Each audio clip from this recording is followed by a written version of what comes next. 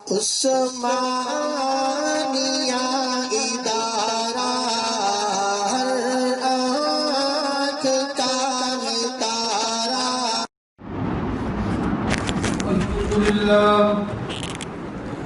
الحمد للہ وکفى والصلاة والسلام على سید الرسل وخاتم الانبیاء اما بعد فاعوذ باللہ من الشیطان الرجیم بسم اللہ الرحمن الرحیم والذین آمنوا وهاجروا وجاهدوا في سبيل الله والذین آووا ونصروا أولئك هم المؤمنون حقا لهم مغفرة ورزق كريم صدق الله مولانا العظيم اللهم صل على سيدنا ومولانا محمد وعلى آل سيدنا ومولانا محمد وبارك وسلم۔ سورہ انفال کی ایک آیت تلاوت کی جس میں اللہ تعالیٰ ارشاد فرماتے ہیں، وہ لوگ جنہوں نے ایمان قبول کر لیا اور اللہ کی راہ میں ہجرت کی، اور دوسرے وہ لوگ جنہوں نے ان لوگوں کو ٹھکانہ دیا، یہ سارے کے سارے پکے مومن ہیں۔ ہجرت کرنے والوں کو مہاجرین کہتے ہیں، ٹھکانہ دینے والوں کو انصار کہتے ہیں۔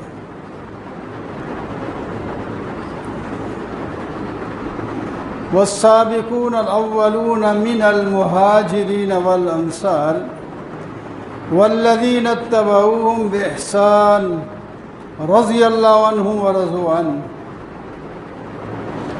جو لوگ پہلے ایمان لائے مہاجرین اور انصار میں سے، اس آیت میں مہاجر اور انصار کا نام لیا اور ایک تیسرے لوگ بھی بڑھا دیے، جو لوگ ان کی اتباع کرنے والے ہیں، ان کی طرح ایمان لانے والے ہیں۔ ان تینوں قسم کے لوگوں کے لیے بارے میں اللہ تعالیٰ نے فرمایا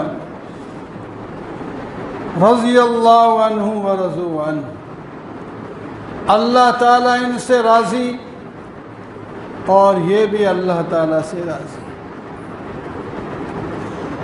اور رضا کا پیغام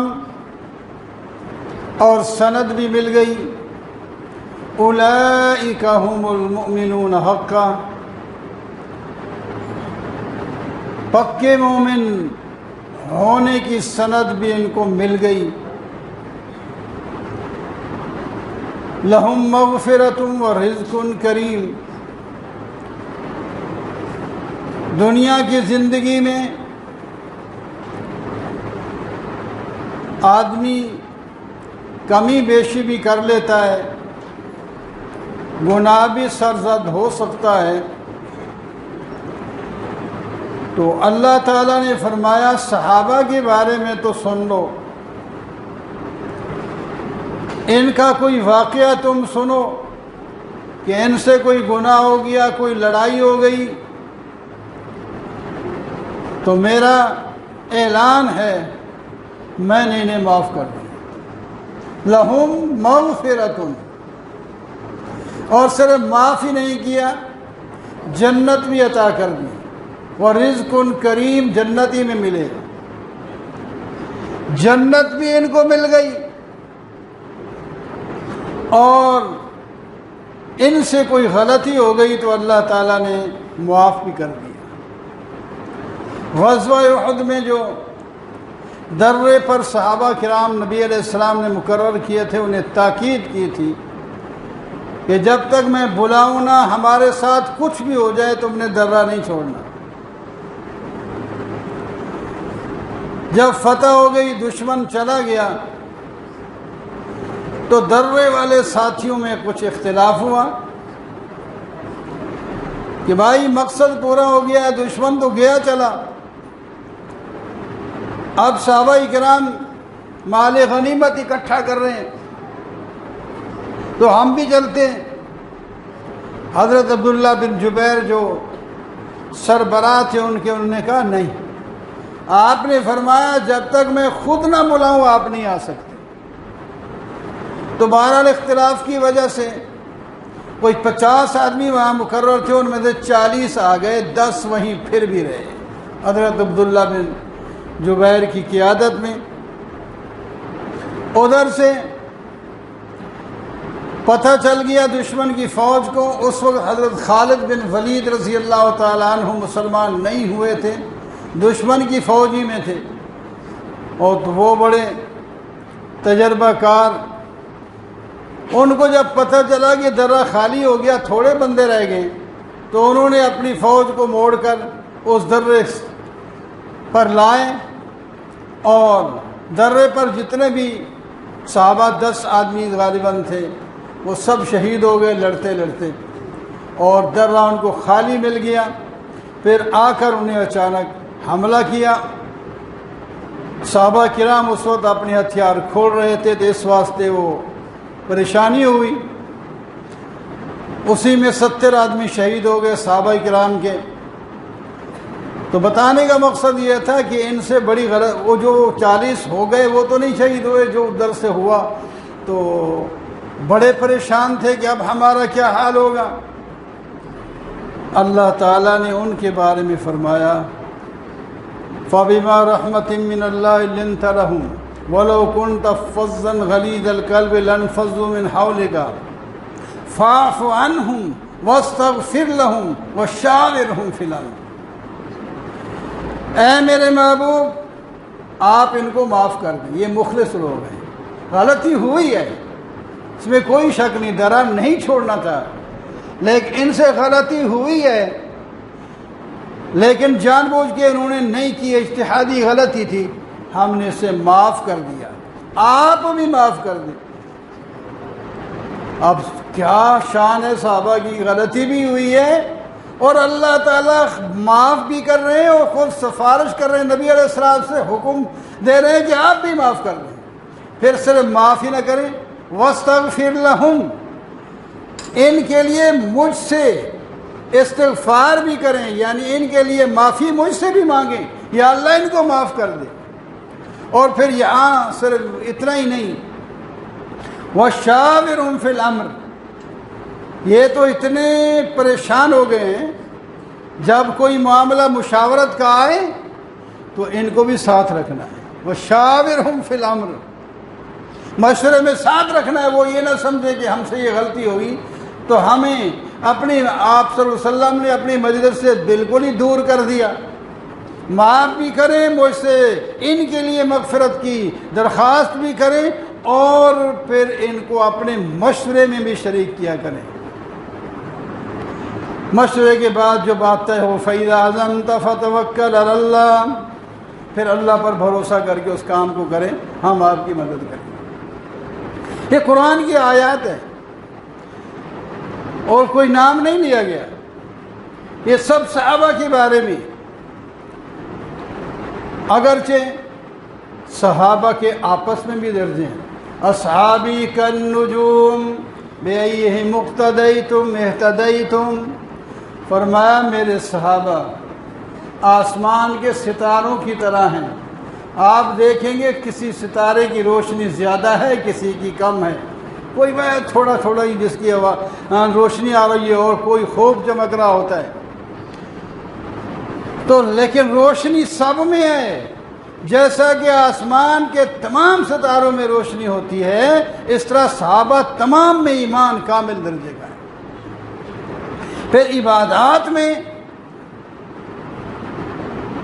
اور کارناموں میں ایک سے دوسرا بڑھ کے رہے، اس میں ان کے اونچے نیچے درجے ہیں لیکن ایمان میں سارے کامل ہیں۔ بِأَيِّهِمْ مُقْتَدَيْتُمْ، کسی کی بھی تم اقتدا کرو گے تو کامیاب ہو جاؤ گے۔ اور ادھر نبی کریم صلی اللہ علیہ وسلم نے بھی صحابہ کے بارے میں ان اللہ اختارنی واختار لی اصحابا، اللہ تعالیٰ نے مجھے بھی چن لیا نبوت کے لیے، واختار علی اصحابا، اور میرے لیے میرے صحابہ کو بھی چن لیا۔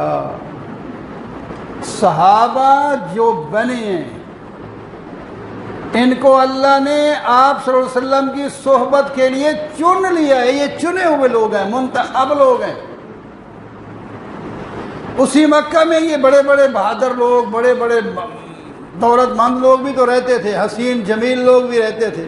اللہ نے بلال کو چنا حبشے سے، اور سمجھے تو مختلف علاقوں میں سے کھچ کھچ کر آئے صحابہ کرام، نبی علیہ الصلوۃ والسلام کی صحبت ان کو حاصل ہوئی، اور مکہ مکرمہ میں بھی جن کی قسمت میں تھا وہ بھی ایمان لائے، اور جو بڑے بڑے سردار تھے ان میں سے کچھ ایمان لائے اور اکثر جو ہے مخالفت پر رہے ہمیشہ، اور اسی پر بڑی تکلیفیں بھی اٹھائیں صحابہ نے بھی، نبی علیہ الصلوۃ والسلام نے بھی۔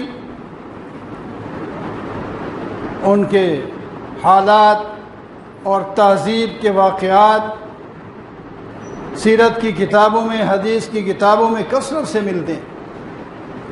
تو آپ فرماتے ہیں مجھے بھی چن لیا اور میرے صحابہ کو بھی چن لیا۔ وَجَعَلَ لِي مِنْهُمْ وُزَرَاءَ وَأَصْحَابًا وَأَنصَارًا، انہیں چنے ہوئے لوگوں میں سے بعض کو میرا وزیر بنا دیا۔ آپ صلی اللہ علیہ وسلم فرماتے ہیں دو میرے وزیر دنیا میں ہیں زمین پر، اور دو میرے وزیر آسمان پر ہیں۔ جو میرے دو وزیر ہیں زمین پر وہ ابو بکر اور عمر ہیں، اور جو آسمان والے وزیر ہیں وہ جبرائیل و میکائیل ہیں، فرشتے ہیں۔ وَجَعَلَ لِي مِنْهُمْ وُزَرَاءَ، میرے وزیر بنائے۔ آپ صلی اللہ علیہ وسلم فرماتے ہیں ابو بکر اور عمر میری آنکھ اور کان ہے، میری آنکھ اور کان ہے۔ اتنا بڑا قرب ہے، جیسے آنکھ سے آدمی دیکھتا ہے، کان سے سنتا ہے، یہ کان اور آنکھ کے درجے میں۔ اس واسطے ان کی بڑی شان ہے، انہوں نے تکلیفیں بڑی اٹھائی ہیں دین کے لیے، اور دین ہم تک پہنچایا ہے۔ صدیق اکبر ہی وہ پہلے شخص ہیں جنہوں نے مسجد حرام میں توحید کا نعرہ لگایا۔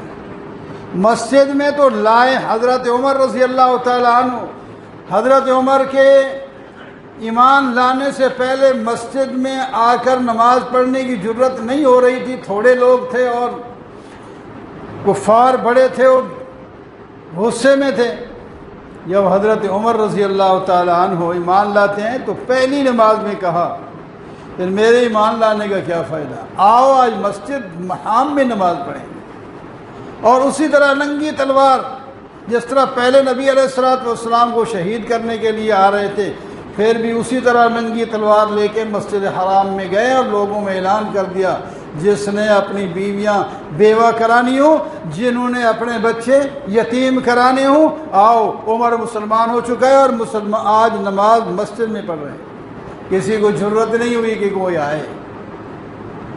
اور اس کے بعد ایک دفعہ حضرت صدیق اکبر رضی اللہ تعالیٰ عنہ نے عرض کیا یا رسول اللہ مسجد میں جائیں تو صحیح، کچھ یعنی نماز تو چلو ہو گئی، اور اس کے ساتھ لوگوں کو توحید کی دعوت تو دیں۔ اکیلے اکیلے چھپ چھپا کر تو ہو رہا ہے کام، مسجد حرام میں بھی۔ مان لی گئی صدیق اکبر کی بات، وہاں جب پہنچے اعلان بھی کر دیا گیا، مشرک بھی آ گئے، مومن بھی آ گئے، تو حضرت صدیق اکبر کھڑے ہو کے اللہ کی توحید کو بیان کرتے ہیں تو دشمن برداشت نہ کر سکا، اٹھے اور نبی حضرت صدیق اکبر کو مارنا شروع کر دیا، اتنا مارا کہ بے ہوش ہو گئے۔ لمبا واقعہ ہے۔ جب ہوش آیا تو پھر پوچھا نبی علیہ السلام کا کیا حال ہے۔ اتنی محبت، اپنی بات نہیں کر رہے، کچھ دودھ پی لیں، کچھ کھانا کھا لیں، جب تک مجھے پتہ نہیں چلے گا میں آنکھوں سے نہیں دیکھوں گا نبی علیہ السلام کا کیا حال ہے، میں نہ کھا سکتا ہوں نہ پی سکتا ہوں۔ ایسی محبت والوں کو آج نعوذ باللہ کافر کہا جا رہا ہے۔ اذا رأیتم الذین یسبون اصحابی فقولوا لعنت اللہ علی شرکم، نبی علیہ السلام نے فرمایا جب تم ایسے لوگوں کو دیکھو جو میرے صحابہ پر تبرہ کر رہے ہوں تو ان کو وہ خدا کی لعنت و پھٹکار ہو تمہارے اوپر، کسی بھی زمانے میں ہو۔ یہ حدیث پاک ہے۔ اکرموا اصحابی، میرے صحاب کی عزت کرو، اکرموا اصحابی فإنہم خیارکم، تم سب سے بہتر لوگ ہیں، قیامت تک آنے والے لوگوں میں سب سے بہتر لوگ صحابہ کرام ہیں۔ تو اس واسطے صحابہ بڑی شان والے ہیں، صحابہ کو نکالیں ہمارا ایمان نہیں بچتا، کچھ نہیں بچتا۔ سارے صحابہ عزت اور احترام والے ہیں۔ اللہ تعالی ہم سب کو ان کا احترام اکرام نصیب فرمائے اور ان کی اتباع میں زندگی گزارنے کی، کیونکہ وہ نبی علیہ السلام کی اتباع کرنے والے اور نبی علیہ السلام اللہ تعالیٰ کے حکم کی اتباع کرنے والے تھے۔ تو جو اللہ اور اللہ کے رسول کی اتباع کرے گا وہی کامیاب ہے۔ وَأَقُولُ قَوْلِي هَٰذَا وَالْحَمْدُ لِلَّهِ۔